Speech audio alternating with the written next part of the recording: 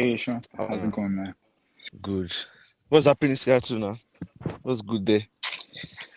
And Seattle is Seattle. It's actually the best time to be in Seattle now because weather is great. I think everybody else is frying when Seattle is like 65 degrees. So it's perfect time to be in Seattle in perfect weather too.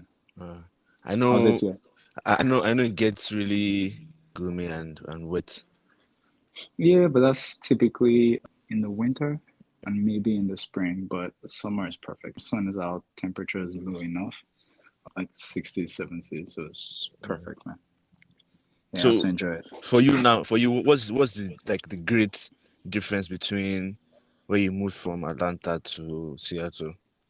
I think two things, two major things. Like if I could export the people in Atlanta and import them into Seattle, that's number one. And then number two, if I could also export the food Mm. in Atlanta and import them into Seattle, that would be perfect, actually.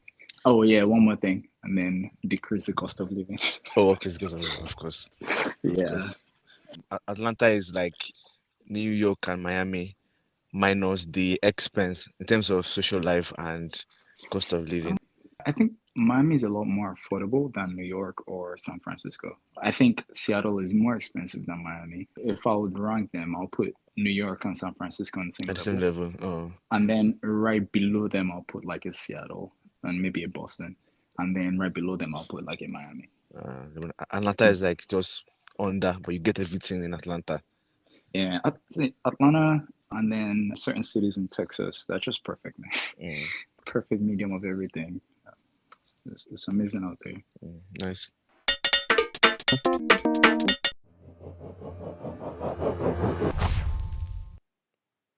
Ladies and gentlemen, welcome to the second episode of this podcast. I used to think no one gets excited more than I do when it comes to new tech until I met this my next guest. He gets really giddy when it comes to tech and it's very current, always very current. He introduces me to new technologies. Well, I'll let him introduce himself. Yeah, for sure, for sure. Thanks for having me. Hey guys, my name is Lanre Laguda. I'm currently a product manager. I've been in the space for about 7 years now, but prior to that, I've been a tech enthusiast for as long as I can remember. So yeah, nice to be here. Nice to be on the show. Yep.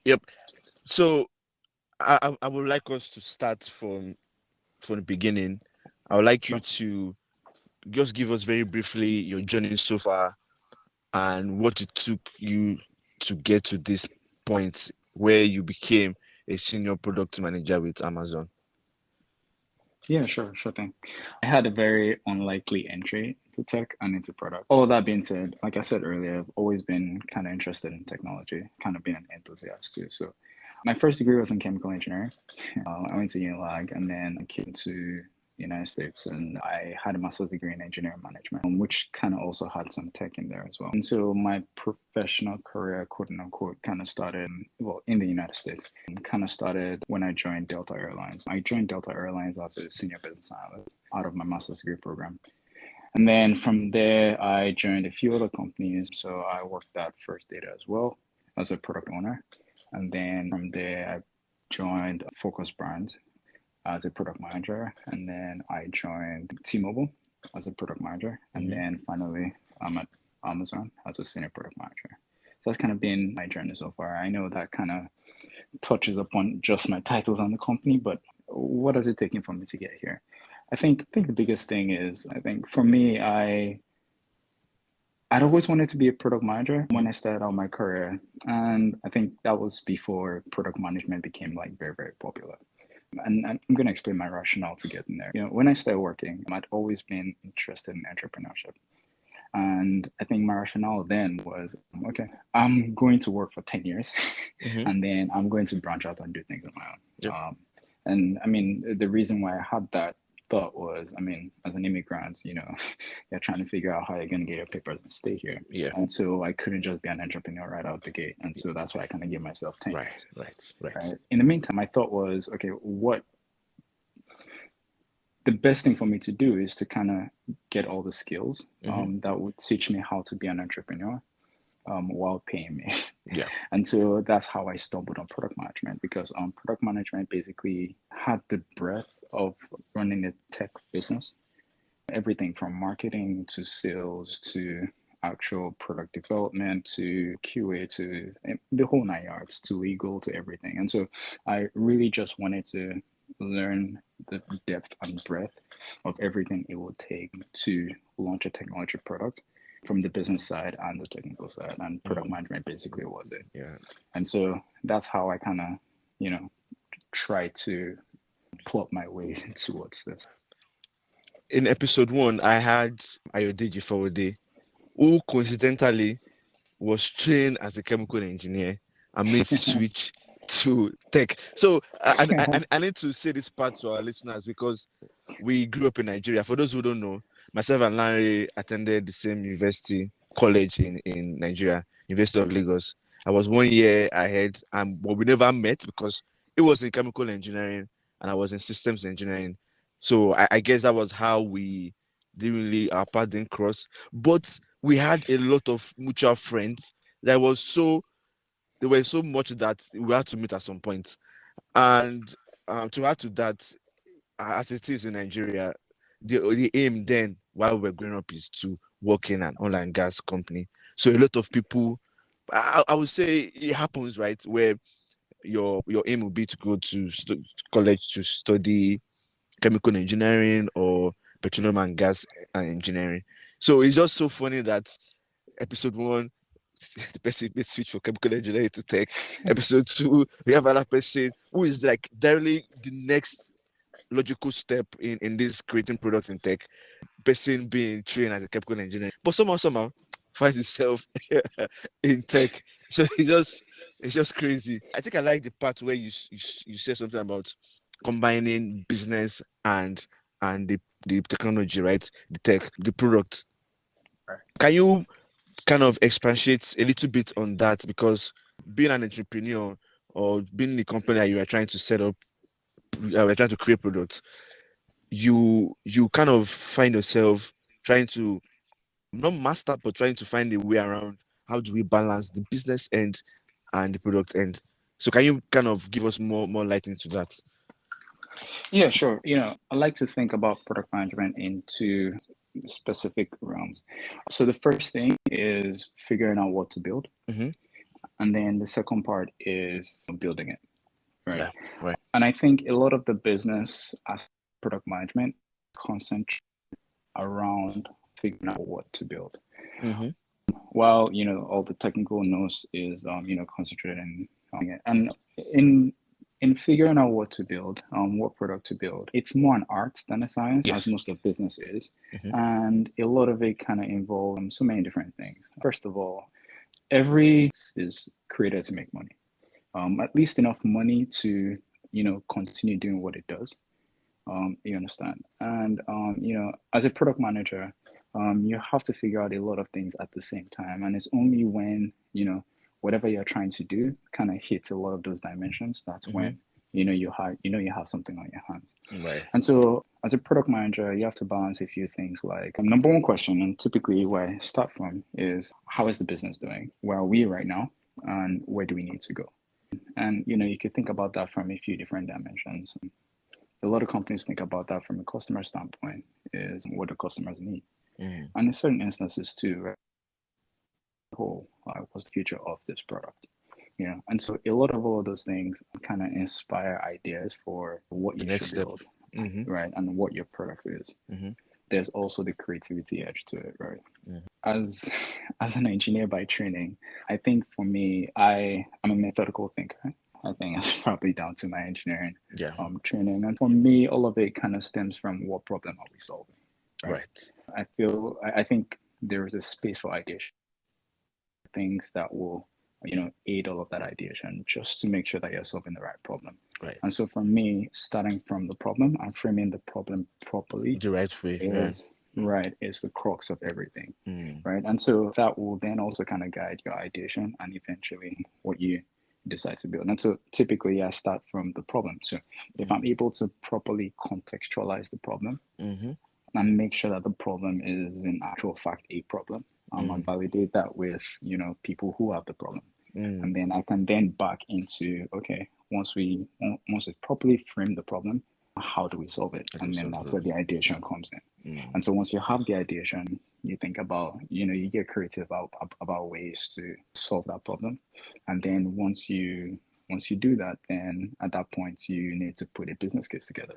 So what that means basically is, if we do solve this problem, how do we get money from it? Right. How do we, I mean, because we're in the business of making money. You cannot just solve problem and not want to bring money into the Yeah, business. Right. yeah, for sure, for sure. And the way tech is right now, you could go your entire career and not be worried about money at all. I think that's a Right. big privilege.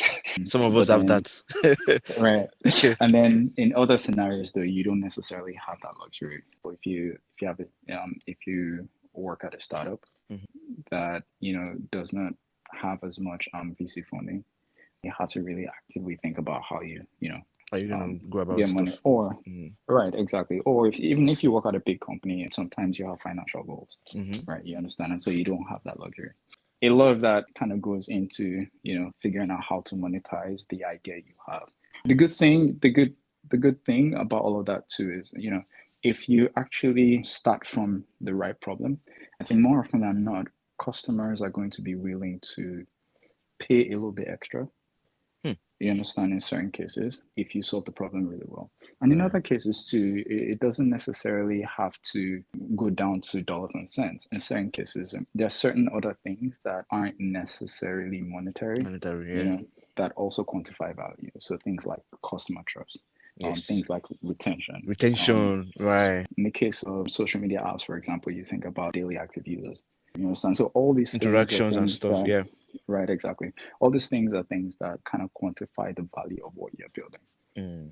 And so those are things that you have to think about. And then secondary to all of these things, so just recapping, so you start from the problem, Mm-hmm. frame the problem really well, ideas on how to solve the problem, Mm-hmm. try to figure out how, you're going to generate value from it. Mm. And then I think those are the bedrock of, figuring out what to build. What's it? And then you Okay. have you have other auxiliary things, right? Like marketing, like sales, Just yeah. customer care. If something is wrong with the product, eventually how are we gonna think about it? But all those things I think are some Training. Don't forget secondary. training. Don't forget training. Right, right. I Training. mean, yeah, for sure is encompassed in the customer care aspect of things. Why? Right. Um, Right. The next question, even though you've answered some of it, say I forward, for example, this CEO of a startup company comes to you and say, right. I want to build this this product. What are the first few things that you would put in place to actualize that? Well, I think first things first, like context is king. Mm. First thing is not jumping in and trying to, put something together. Mm. It's getting as much context as possible. Because to be honest, at the end of the day, product managers are problem solvers. What we basically do is figure out, what problem the customer has with a certain product. Mm. And I'm using product very loosely here, right? A product can be Airbnb in this context, and the Yes. Airbnb app, for example, right? And the product could also be a specific feature, which is like payment on Airbnb app, right? As an Right. example. Right. So I'm using product very loosely here. For a product manager, I think the important thing is figuring out what are that a customer typically has with the existing product, if it's an Mm. existing product, right? Mm. And then at the end of the day, it's kind of taking a lot of those problems and then figuring out which ones are the biggest problems or the most important problems to solve. And then once you kind of figured all of that out, then is making sure that you solve that problem the right way. The right way. Right. You understand? But if you don't do that, at the end of the day, you fall into the whole engineering fallacy of build it and they will come. Nah. The risk you run with that is, you are solving a problem that nobody has, Yes. and Yes. eventually nobody's going to be willing to pay you. And typically, right, you know, a good indicator that you solve the problem is, how willing people are to pay you for it. Mm. And so many different indicators. But basically, at the end of the joy of building a product that solves a customer problem is at the heart of basically what a product manager does. True. And so, yeah, so I guess to summarize the answer to your question, I think If someone like let's see, if a company comes to me and says, "Hey, we have this product, we would like you to take it to the next step or want to build it." I Mm-hmm. think the first thing I do is get context. What is this product for? Why Mm-hmm. does it exist in the first place? Are there other things that solve the problem? And if there are, what are if there are, like, is our solution superfluous to that? It's like, why Mm. do we exist in the first place? And I think that's very important, That's right? important, yes. You understand? So just understanding the purpose of, your product is going to really help with a lot of the decisions you make down the line. Mm. Next question will be in two parts. What does a typical day look like for you, and what are the tools that you use day to day?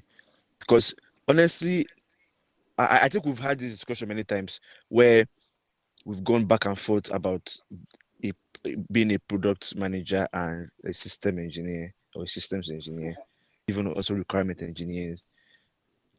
I think, in my opinion, there's a lot of overlapping responsibilities, which we've really like gone deep into. But for you, on a typical day, what is like, and what are the tools that you use day to day?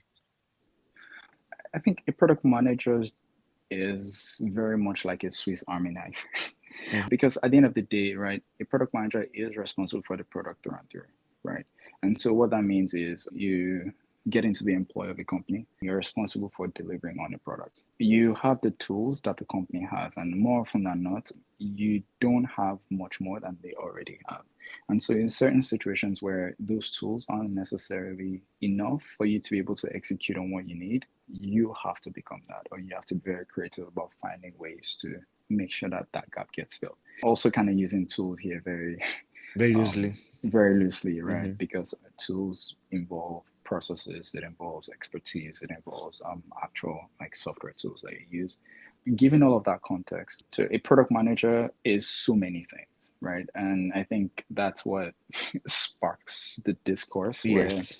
some Yes. people some people think a product manager basically does the job of a project manager, for example. Right. And in certain other cases, some people think that product manager does everything to the point where the job is too stressful and they're like, I can't do this. Where all that comes from is, when you get into an organization, you work within the confines of what the organization has most of the time, just being realistic. Hmm. What you have to do is, what typically happens is you are forced to play the role that doesn't exist a lot of the time in addition to your. And so that's why product managers typically wear many hats. However, all of that being said, the job of a product manager is kind of like a chief orchestrator. You are, like I said before, you're responsible for solving a problem. And technology happens to be the tool that you use to solve that problem, Mm. right? If technology didn't exist, you would have like other things, you understand? So I think the role of a product manager would still exist, right? Using technology as a way of solving a problem, there are so many things that goes into creating that solution.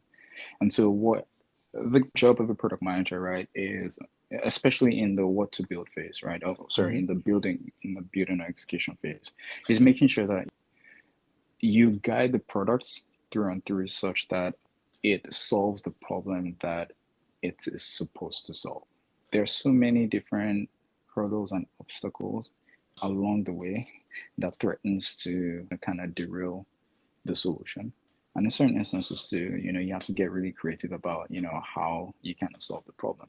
And so the key job of a product manager is to make sure that, through all of that, it doesn't lose the heart and the soul of solving that particular problem. Mm. You understand? And I'm saying all of this through, actually building the product, through designing the product, through taking it through marketing, right? Through taking it through legal, through, taking it through sales, and so many other different aspects that may be involved in actually crafting that solution. Yes, and even down to, how the customer care agent talks about the product or supports it. And so at the end of the day, you are the chief orchestrator, orchestrating, you're orchestrating the band to make sure that everybody really gets the context of what the product is, and they're able to produce a solution that has the general theme intent. Just so at the end of the day, right, the product eventually solves the problem that it's supposed to solve. my day-to-day ranges anywhere from, you know, analyzing what to build Mm-hmm. all the way through to actually building. So what that means is I may be speaking to marketing or customer care about, um, how a product works, and to be able to get them equipped to answer customer problems. You understand? Or even be reacting to um, a big complaint from customers about a product that's Right, already out there, right. all the way through to actually brainstorming about ideas for what we're going to do next year, for example, on a product. Mm, You understand? I'm putting a lot of all that together. You could also have within the same day execution issues. So basically, talking to system architects or engineers about how the product is going to be built. So things like mm, how exactly are we architecting the systems? What does database look like? Um, what does the front end look like, and how do all of those systems work? mm, All the being in a QA where they're testing a product that's about to get launched. mm. And so you find out that, and you could have a lot of all of these meetings back to back to back to back, Back to back to and back, right? so you have to like constantly switch between all those, and the core job of a project almost the only one that sees everything Everything end to as a end. whole, right, Right. right. And so, while you're going through all of these, you have to constantly think about the bigger picture and the Pause, problem. And pause, yeah, yeah. pause. So this um talk of you have to have a holistic view of the problem. Mhm. You know, you and I have gone back and forth on how that's is supposed to be a system engineer's view too, because as systems Right. engineer, you see how the idea comes all the way to fruition. So see where we overlap. See we're supposed to have an handshake to say, Well, okay, I we are mean, in this together. right, right. I mean, yeah. I mean, I don't fundamentally disagree. I think it helps everyone if everyone is able to have a holistic view. Hmm. You understand? All of that being said, I think it is the responsibility of the product manager, and so that's engineer may not be privy to, for example, right? So, for example, if there is a market issue, Right. those may be things that a systems engineer may not necessarily be exposed to. You understand? And so that's where the holistic view of the product manager comes into play. I'll You give you understand? that. But I'll give you but that. I'll at give you the that. core of it, but at the core of it, I think a systems engineer, should also have that holistic view because you're thinking about skill, right? Right. And if you're thinking about skill, you need to think about what is going to be required in the future for the system to be able to deliver on, a lot of the business rules and business requirements that may come about. Mm. And so that's why I said it's really important for everybody to have that holistic view. But it is very pertinent for a product manager to have that because he's seeing the thread across every. Everybody. Right. I agree. You watch out for as a product manager when interviewing someone who's trying to get in the field. Like you know that this person understands the concept of being a product manager. I'll say one key thing, and the key thing is because of how popular product management has got now, and I Hmm. think that's a good thing, by the way. We need a lot more people to build. Um, because of how popular it is, though, or it has got, I think people lose the core essence of what a product manager does. And I think thing that people miss the most is through the hustle and bustle of every day, it's very easy to lose the core fact that we are solving a customer problem. Mm. And you know, even more important than that is, are you solving the right problem, right? And I think that is one very, very critical thing that a lot of people miss. Most things in life, we have limited time, we have limited resources, and in the perfect we would attack the problem and solve every problem. Mm. However, that's not the case most of the time, and so it's the product manager's job to make sure that we own the right problem for the customer and that we're investing resources in, to things and ideas that will actually move the needle for the customer. Getting to the point where a product manager intuitively knows what problems to solve and making sure that is the right problem is really important before they rush into execution. Mm. So I think that is really important. And then so I think that takes care of the what to build part. And then the second dimension of that is during execution, I think um, the most important thing during execution is hustle. Mm.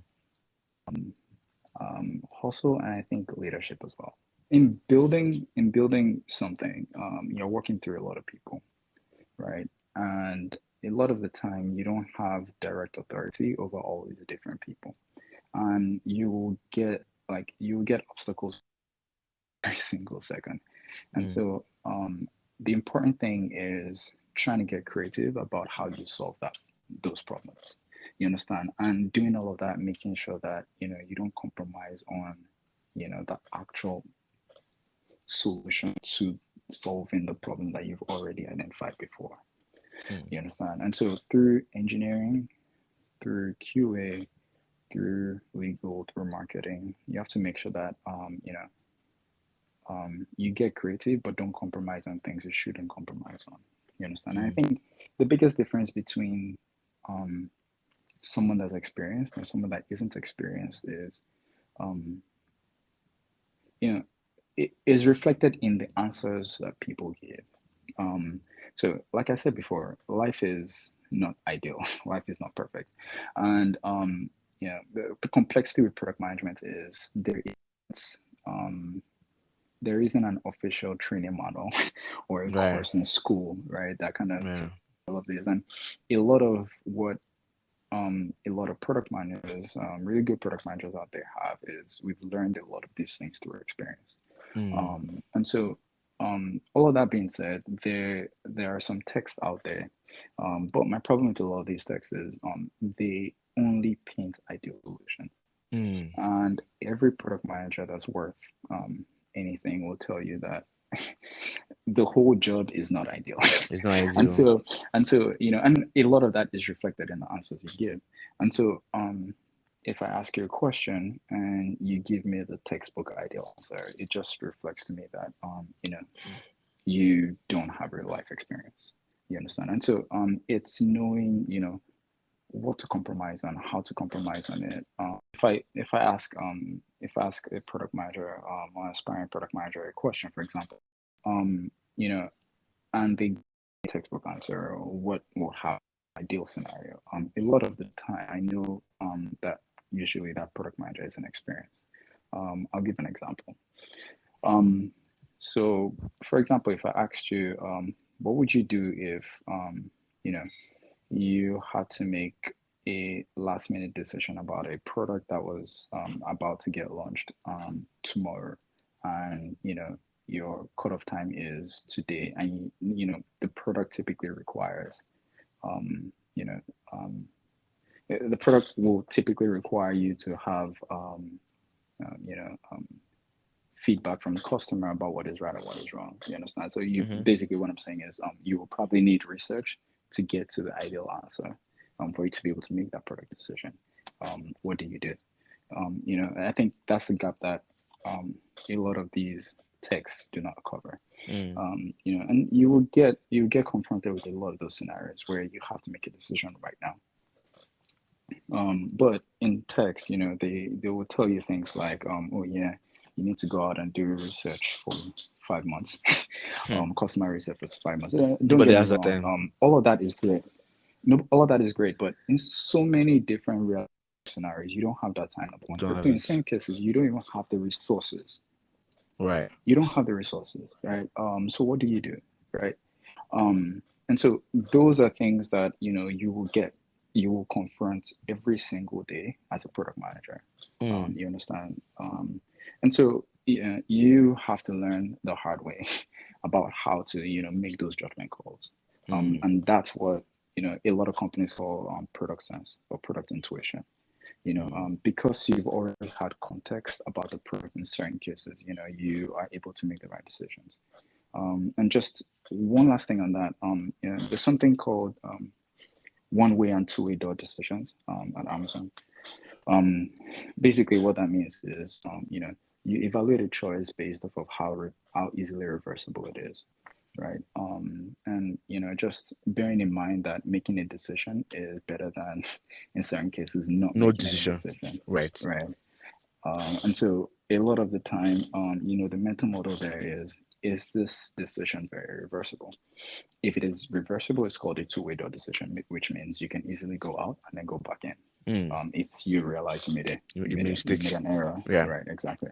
And so that also kind of helps narrow most things down. And you will find out that most decisions are two-way door decisions as opposed to one-way door decisions.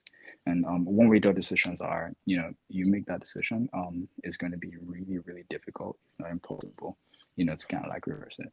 Mm. And so, those things are things that kind of tell me that, you have experience. Mm.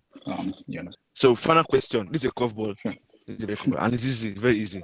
So, Right. explain your work to a 7-year-old. Explain my work to a 7-year-old. My job is basically um, to make sure that I build things that help them live their lives a little bit easier. And I do all of that using technology. So that's basically it at the core. At the core of it, we're all building tools to make sure that everyone's lives is a Easier. little bit easier, Mm. right? Whether that is you trying to board a or you trying to hail a cab, you understand, or even you trying to watch something on TV. You understand? All of those things at the core of it is in the service of making sure that your lives are a little bit easier. I had this, um, you know, coming to the United States, I had this perspective that the way life here is such that you are supposed to work hard at your job, and then everything else is someone else's job to figure out. And so if it is too hard, someone isn't doing their job.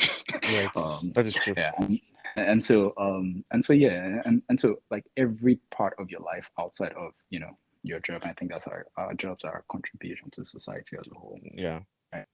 Is someone else's job to figure out how to make that easier, how to make that faster, how to make that safer. And Mm. so, a product manager's job is making sure that we use technology to make sure that every other aspect of your life, or every aspect of your life, um, you know, is as easy and as pleasant as we can make it. Mm. That part of if something is difficult, that someone is not doing their job correctly, brings me Mm, to this concept of when I get a package and I need to fix, say, furniture, and it's mhm. difficult.